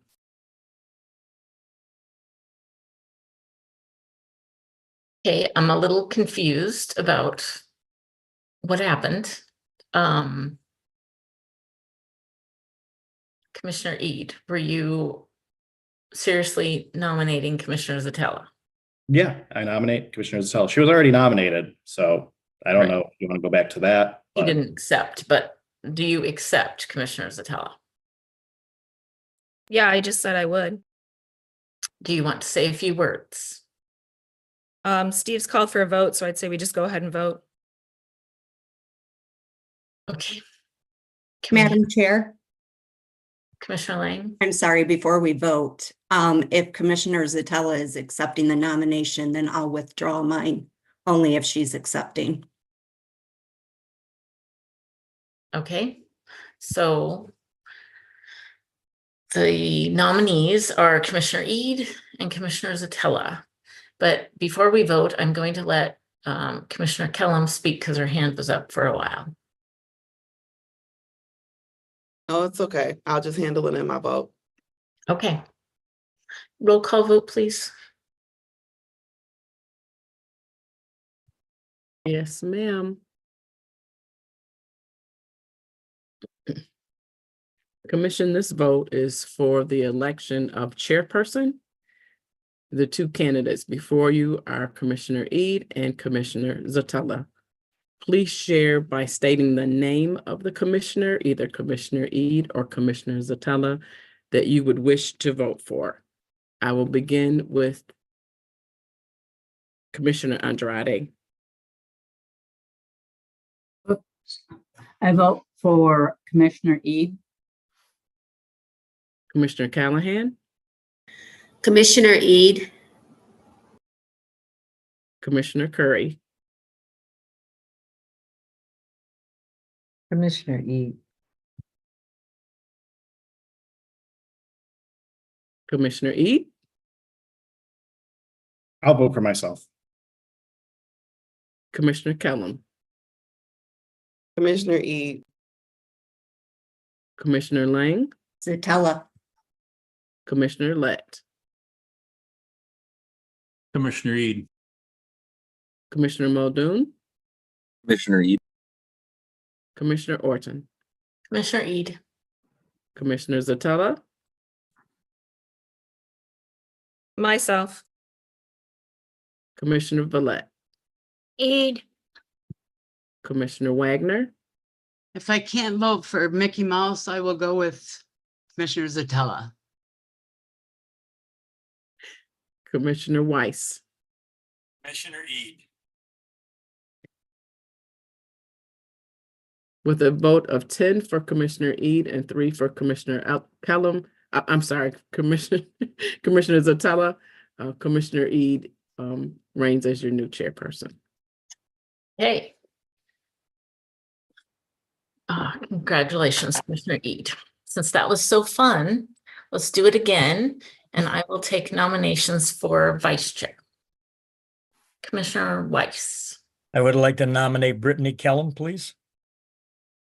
Commissioner Kellum, do you accept the nomination for vice chair? I don't know. It's just because of my schedule, honestly. So I don't know. Let me think. Okay, we're letting her think. Commissioner Lang, Zatella, Commissioner Zatella, do you accept the nomination? I need to think about it. Okay, we have 2 people thinking about it. Are there any other nominations? Commissioner Ede, I'll nominate Commissioner Curry. Yeah. Commissioner Curry, you say no? No, I don't accept that. Okay. Commissioner Callahan, I nominate Commissioner Muldoon. Commissioner Muldoon, will you accept a nomination for vice chair? no, thank you. Commissioner Lang, is your hand up again? yeah, it is. While we're sitting here waiting and people are thinking, I would like to make a plea to Commissioner Zatella. Commissioner Zatella, you've had the same, we'll call it kind of point of view on things as I've had. And with the chair and vice chair, I think it would be nice to have somebody that can understand your point of view without calling names at you for having that point of view or what have you. So I hope you would consider taking the nomination. That's it. Commissioner Weiss, So I would like to nominate Commissioner Lett, please, if he will accept. Commissioner Lett, will you accept nomination for vice chair? yes, Okay. So far we have 1 accepted nomination of Commissioner Lett. Is anyone else ready to give their answer? Commissioner Kellum or Commissioner Zatella?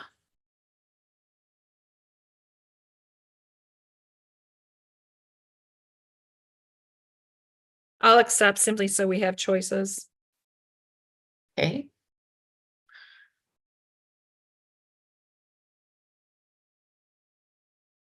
And reluctantly accepting. Okay. And so we have nominees of Commissioner Lett, Commissioner Zatella, and Commissioner Kellum. Are there any other nominees?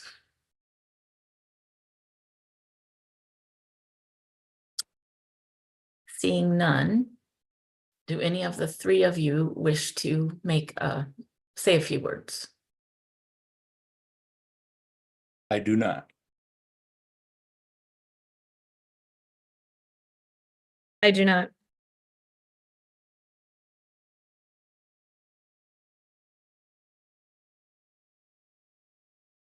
Commissioner Kellum, I can see the wheels turning, so. I'll just simply say that I am committed to the community in the process of us getting these next maps right, and doing so in a way that does not have people feeling ostracized, and continues to build teamwork and as much trust within the commission as possible. Thank you. Okay, could we have a roll call vote, please? Absolutely. The vote is for the election of your upcoming vice chairperson. Your three commissioners are Commissioner Lett, Commissioner Zatella, and Commissioner Kellum. Please say which candidate you would like to vote for by name, either Commissioner Lett, Commissioner Zatella, or Commissioner Kellum, as I call your name. I'll begin with Donna Callahan, Commissioner Kellum. Commissioner Curry, Commissioner Lett, Commissioner Ede, Commissioner Cullum. Commissioner Kellum, Commissioner Lett, Commissioner Lang, Zatella, Commissioner Lett, Commissioner Kellum, Commissioner Muldoon, Commissioner Kellum, Commissioner Orton, Commissioner Kellum. Commissioner Zatella, Can you skip me and come back to me?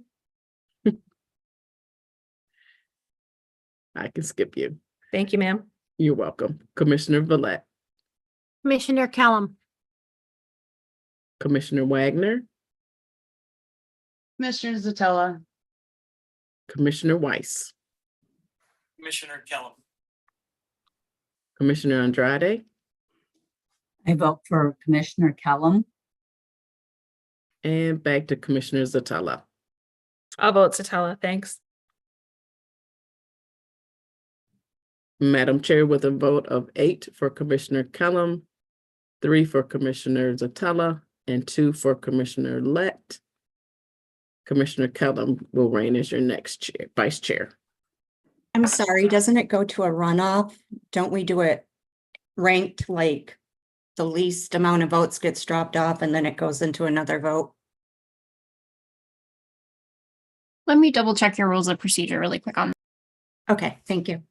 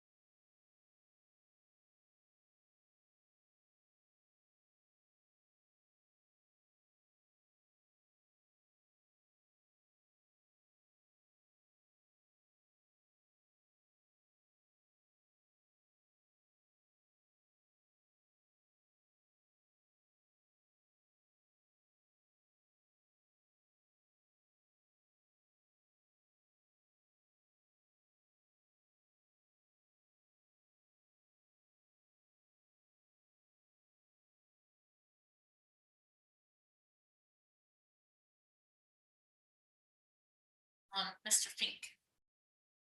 Thank you, Madam Chair. I was just looking at the rules of procedure, and just hoping to flag this for Ms. Reinhardt. It looks like, section 7.2 says that the commission shall nominate and elect from within its membership a chairperson and a vice chairperson. I don't see anything in the rules, at least in this section, that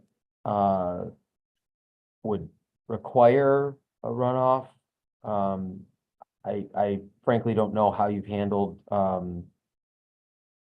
situations where you've had more than 2 candidates running.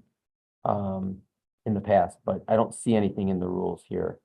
I could be My correct. if someone else- understanding was that we did the runoff if no one got the majority, at least 7 votes, but I don't know for sure. Commissioner Lang? I'm pretty sure we always did a round robin where it dropped off until it got 2, and the lowest vote was the one that would be dropped off. If there were 2 tying lower votes, then both of those would drop off. That's how it's been done in the past. Again, in this circumstance where one commissioner did receive a majority, again, I don't know how historically you had done it if in this circumstance where you had someone with a majority and then a couple of other candidates who maybe got a few votes. I could understand if you had no candidate garnering a majority, then perhaps you go to a runoff. But again, I don't see anything in the rules that would indicate either way. Commissioner Eid? My understanding, I think we've only had this issue once when former Commissioner Witches became chair. Was it went to round robin if nobody got majority, but did somebody get majority in this vote? Yes. Commissioner Kellum had 8.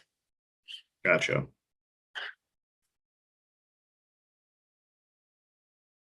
So was that our clarification, or is there further clarification coming? Mr. Fink is correct in that it doesn't state explicitly if there should be a runoff vote in the rules of procedure. I would agree with what he was saying in terms of because there was a clear majority achieved for the vote of vice chair with 8 total votes for Commissioner Kellum and the remaining 5 votes for the other 2 candidates. It means there was an outright majority and that a runoff is not necessarily needed. However, if there was commission consensus that you would like to go to a runoff for the the final 2 candidates receiving the most votes, that's certainly something that we could do in an attempt to be consistent with what we've done in the past. And I believe Anthony, to what you were speaking, Commissioner Lang, to what you were speaking, we have done runoffs before in the event where an outright majority was not achieved. Okay, so I will ask Commissioner Kellum and Commissioner Zatella, top 2 vote gets.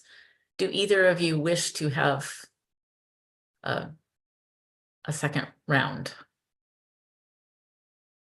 I really don't. I think we're fine with, was it 8? I think we're good. Yes. Okay. Then congratulations, Commissioner Kellum, Vice Chair. So new Chair, Chair Eid, would you like to take over the rest of the meeting or would you like me to finish it out? I suppose I should take it over. I'd like to first thank you, Commissioner Orton and Commissioner Vallette, for being chair and vice chair under very tumultuous circumstances. I know it was not easy given everything we've been through in the past 6 months, and you two have really done a bang-up job.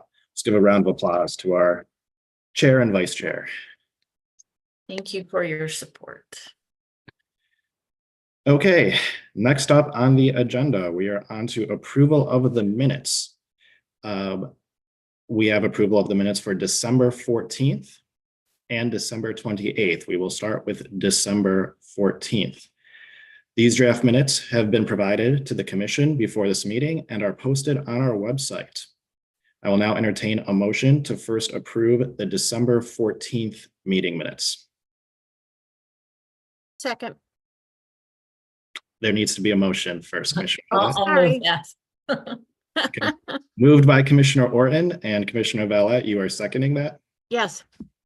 Wonderful. There is a motion and a second. Is there any discussion on the December 14th meeting minutes? Seeing no discussion, we will move on to vote. All those in favor of adopting the minutes for December 14th, raise your hand and say aye. Aye. Aye. Aye. Are there any opposed to the motion? Wonderful. The motion passes. Next up is the approval of the minutes for December 28th. Likewise, these draft minutes have been provided to the commission before this meeting and are posted on the website. I will now entertain a motion for approval of the December 28th minutes. So moved. Second. Second. Wonderful. The motion is made by Commissioner Orton and seconded by Commissioner Weiss. We will now move on to discussion, and I see Commissioner Wagner's hand raised. The floor is yours. Yes, it is. I just have a quick question. I know Edward had sent us the revised minutes for December 28th. And I did not catch whether you caught on page 3 under A, moved by Commission Let. So I didn't know if you'd caught that in the revised or not. Thank you. We can make that adjustment. Thank you, Commissioner Wagner. Is there any other discussion on the motion?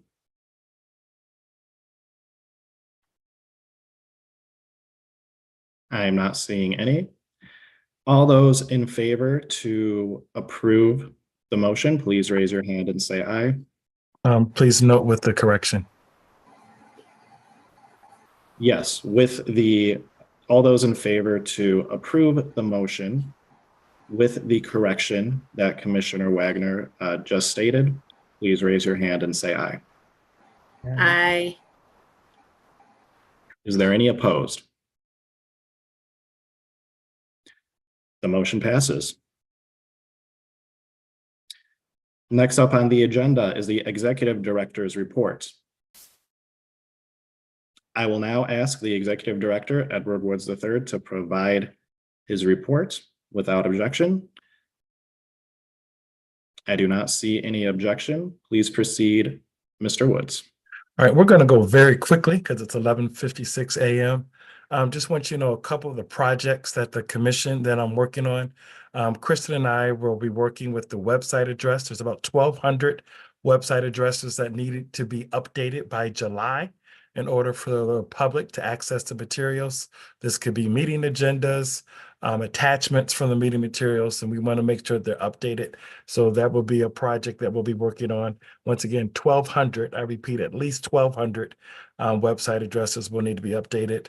I'm also preparing for possible litigation. As you know, in the past, we did the catalog of meetings in preparation for the AG case.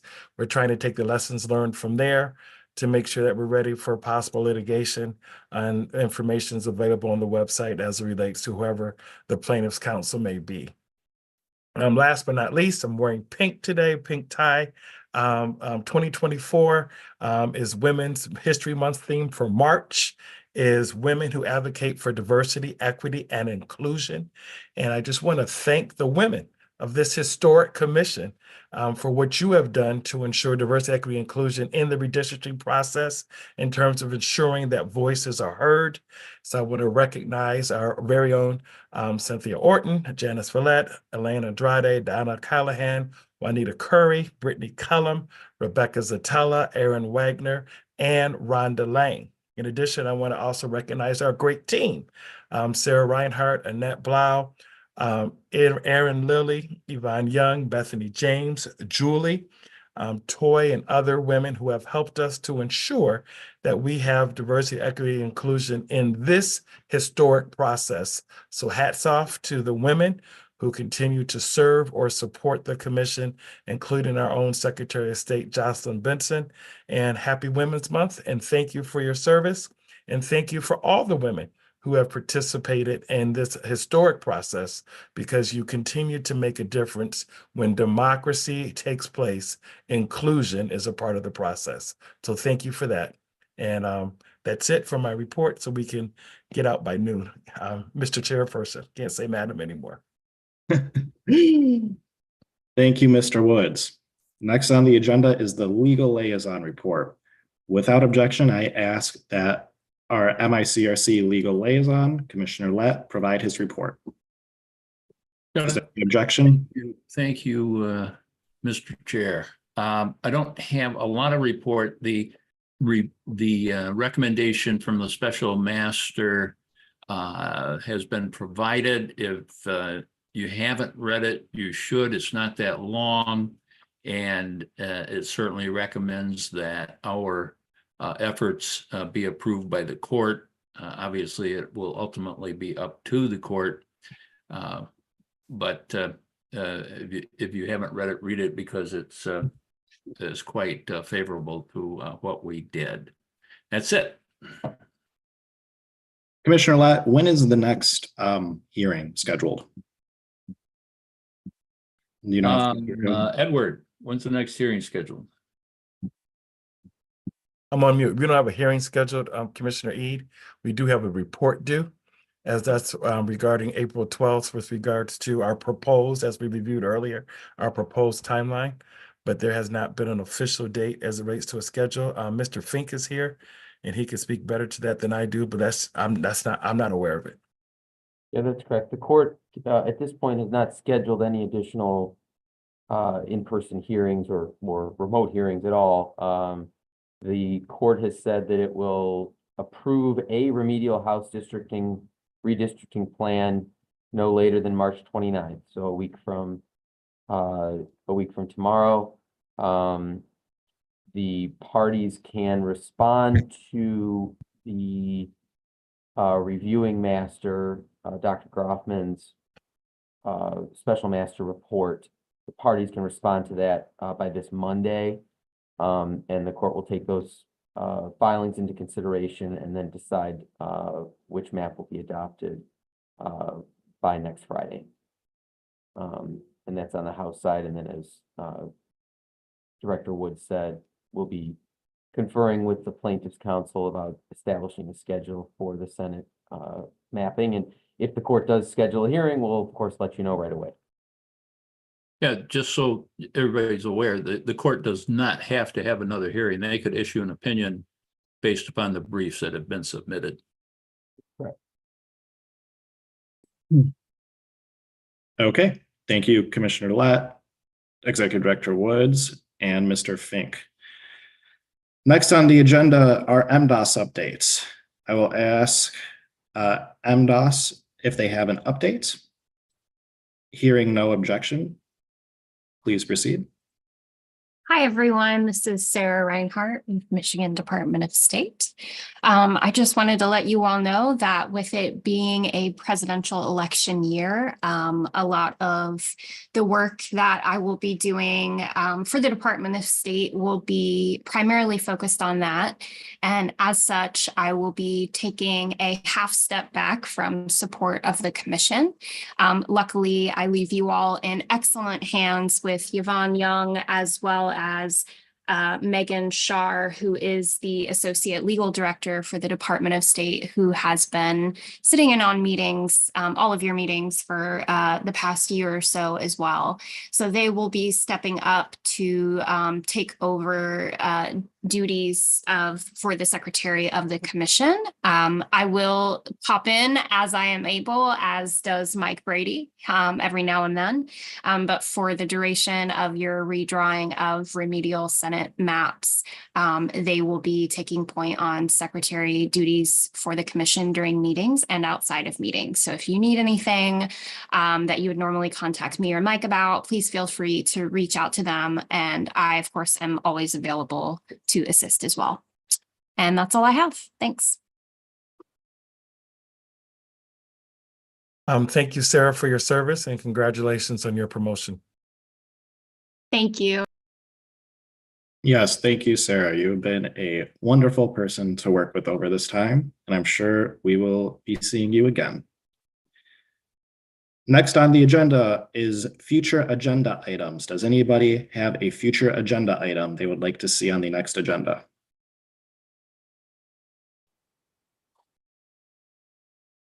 I do not see any hands. Next up on the agenda are announcements. Are there any announcements? Just want to remind those who do plan to attend that the memorial service for Commissioner Doug Clark, who served this commission well, as chair and vice chair will take place this Saturday as a friendly reminder for those who choose to attend. Thank you. Are there any other announcements?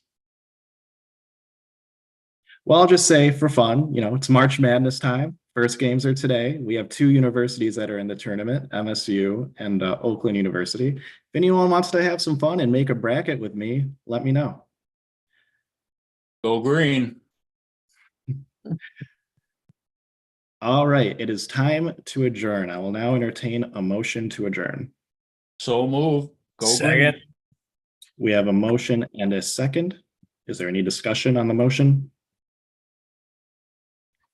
Not seeing any discussion. All those in favor to adjourn, please raise your hand and say aye. Aye. Aye. Are there any opposed? This meeting is adjourned at 12:04 p.m. See everybody next time. Bye. Thanks. Thanks, everyone.